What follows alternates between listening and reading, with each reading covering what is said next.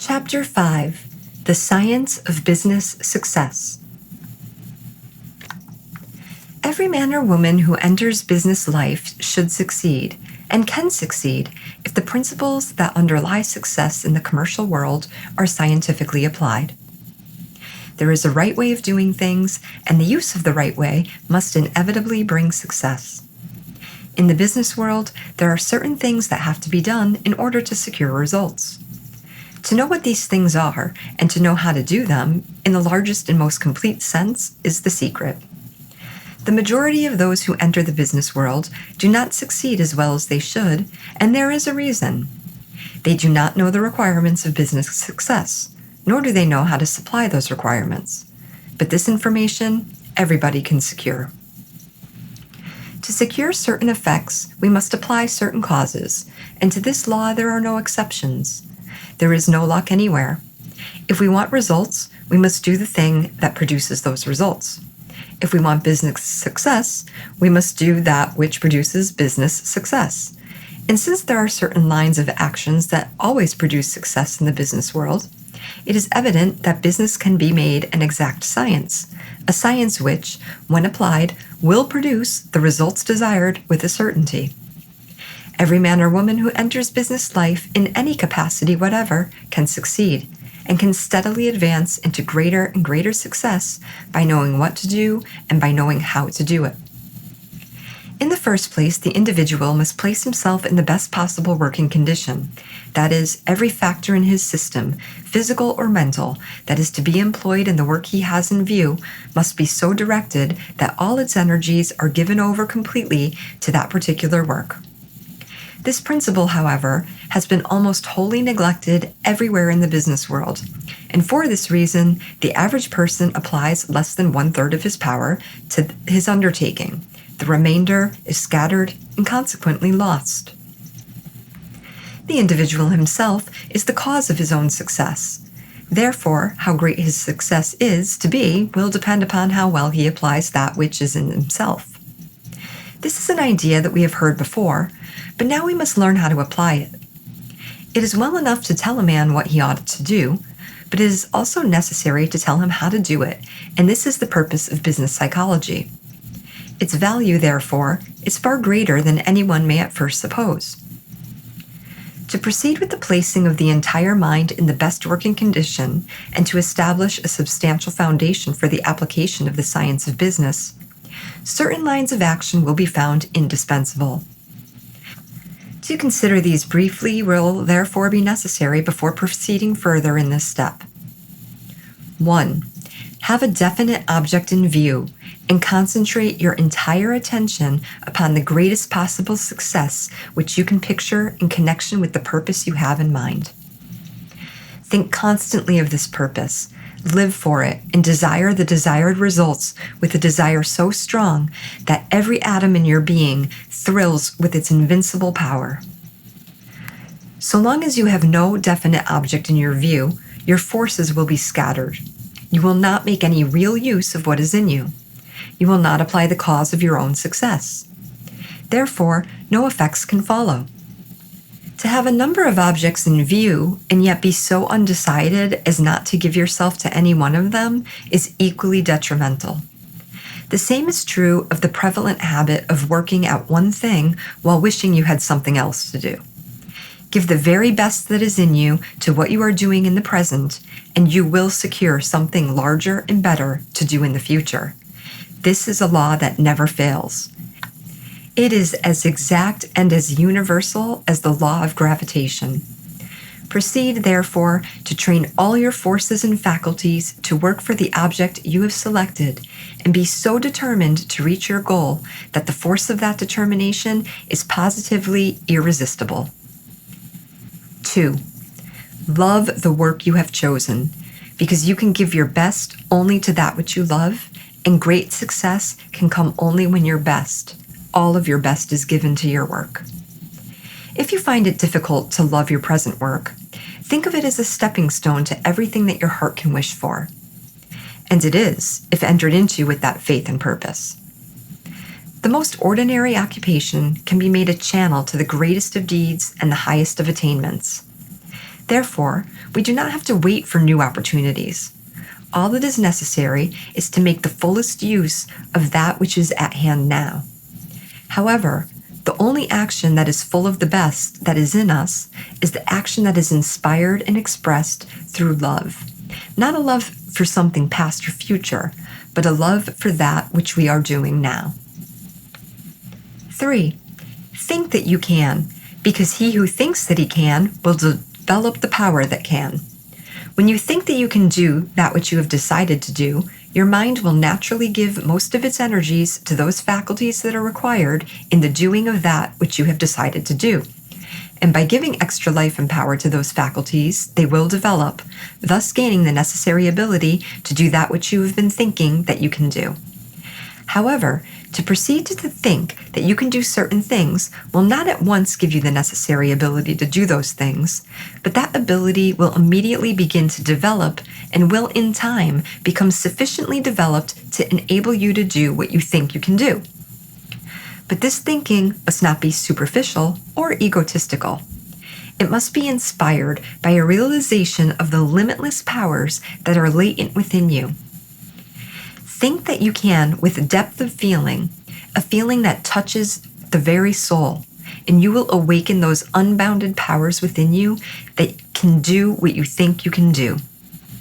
Think that you can do your present work better, and you will daily develop more power and ability so that you can do it better.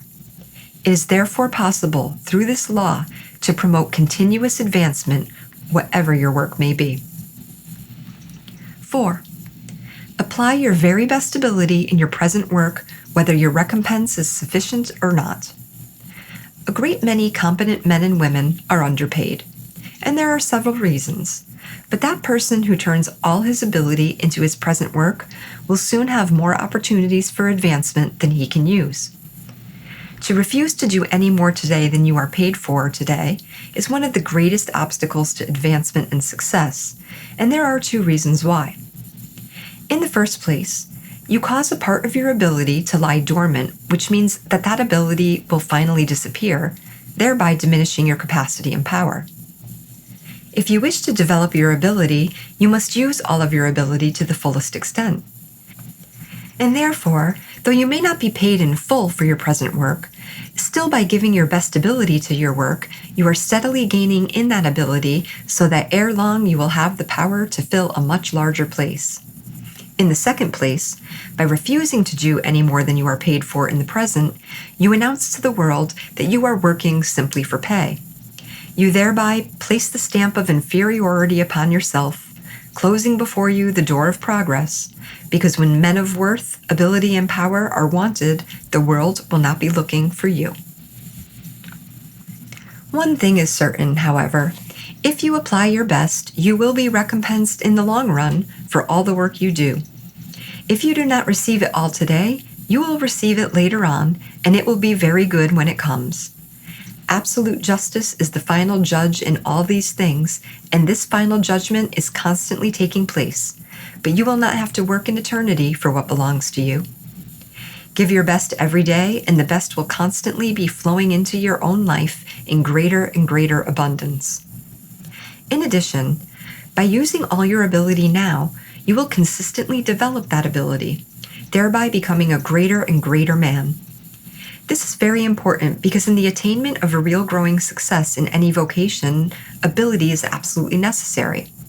And though there are many excellent methods for the development of ability, the greater ability acquired through such methods will not become a permanent possession until it is applied in full effective use. 5. Make yourself indispensable in your present world, and you will be called to occupy the highest place in that world. From that place, you will soon advance to a larger world where the opportunities will be more numerous, the recompense higher, and the work more congenial. It is a fact that as soon as you make yourself indispensable where you are, new and greater opportunities will almost immediately open before you. While if you so live and work that your place can be refilled in one day's notice, you are not in demand anywhere, and your opportunities are both few and insignificant. This being true, we not only understand what it is that keeps man down, but we also understand the law through which advancement may be placed within easy reach of everybody. 6. Have the highest goal in view that you can picture in mind and be not only determined to reach it, but live in the strong faith that you positively will reach it. To simply aim high is not sufficient. The goal we desire to reach must be so deeply impressed upon the mind that it is a living inspiration to every thought we think. When every thought is inspired with an irresistible desire for greater things, every faculty of the mind will be kept up to the very highest point of efficiency, and all the actions of the mind will work for greater things, thereby actually producing greater things. The higher the goal we have in view, the greater will be the thoughts we think, provided the mind is animated with a strong, persistent desire to reach that goal. And great thoughts will invariably make a great man. To live in strong faith that you are daily drawing nearer and nearer to your goal will not only carry you forward positively and steadily, but that faith will arouse those greater powers within you that can carry you forward. And here it is highly important to remember that it takes no more time or effort to work for great things than for small things. And he who works for great things will finally receive everything that he has worked for. 7. Create the elements of success in your own mentality by dwelling constantly in the atmosphere of success, advancement, and perpetual increase. This is absolutely necessary because the powers that make for success must exist in your own mind before you can become successful. So long as your own mind is a failure, you cannot succeed in the external world because it is the mind that does things, and we do not gather figs from thistles. The mind is cause. If the effect is to be success, the cause must be success. Therefore, all elements of success must be created in the mind before success can be secured in the outer life of man. That is, all the actions of the mind must be made successful actions, actions that are inherently and actually constructive and that can produce results. By living in the mental atmosphere of advancement, all the faculties of mind will begin to advance. The spirit of growth, attainment, and achievement will animate every action, and the entire mind will press on to greater things. This will make the mind more competent in every way, and a competent mind is a successful mind. By living in the atmosphere of perpetual increase, an accumulating process will be established in mentality. This process will increase all the powers and qualities of the mind, and thus we shall have more elements that make for success. A mind that is a success itself will produce success when practically applied in the tangible world, because like causes produce like effects. To establish in the mind, therefore, the constant thought of success is absolutely necessary to him who would succeed with certainty in the work he has undertaken. 8. Expect the best, associate with the best, and desire the best with all the power of life and soul. Stand for worth and do everything in your power to become more worthy. It is quality that counts, and nothing is too good for him to receive who can produce quality. Build for yourself an attractive mind and keep your personal appearance in keeping as far as possible to do so. This is extremely important because a common appearance produces a common feeling, and he who feels common will steadily and surely go down in the scale toward inferiority. Be original. Try to do things better than they have ever been done before. Never follow beaten tracks, not even in details. Find a superior method. You can if you make that an aim in everything you do. It is originality that produces greatness, and greatness always produces success when practically applied.